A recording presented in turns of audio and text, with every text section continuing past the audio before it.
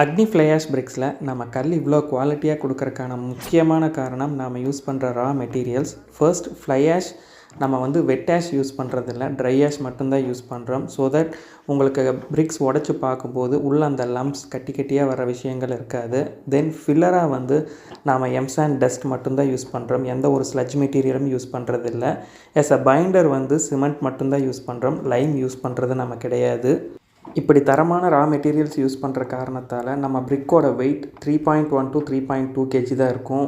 Comparatively மற்ற பிரிக்ஸை விட 0.5 to 1 kg wait கம்மியாக தான் நம்ம கொடுக்குறோம். ஸோ பிரிக்கோட வெயிட் நம்மளுக்கு கம்மியாகிற காரணத்தால் நம்மளுக்கு ஓவரால் ஸ்ட்ரக்சரோட டெட் லோடும் கம்மியாகும். மோஸ்ட் இம்பார்ட்டன்ட்லி நம்மளுக்கு பில்டிங்குள்ளே வர்ற ஹீட்டும் கம்மியாக இருக்கான வாய்ப்பு இருக்கும். ஏன்னா பிரிக்கோட டென்சிட்டி கம்மியாகும்போது அதோட ஹீட் ட்ரான்ஸ்ஃபர் ரேட் கண்டிப்பாக கம்மியாகும். ஸோ உங்களுக்கு செங்கல்ல இருக்கிற அதே ஒரு குளிர்ச்சி தன்மை இதுலேயும் நம்மளுக்கு கிடைக்கும். உங்களுக்கு தெரியாத பிரிக்ஸோட குவாலிட்டியை பற்றின விஷயங்களை பற்றி நீங்கள் தெரிஞ்சுக்கணுன்னு நினச்சிங்கன்னா குவாலிட்டின்னு டைப் பண்ணுங்கள். தொடர்ந்து நிறையா விஷயங்கள் நாம் பேசலாம். தேங்க்யூ.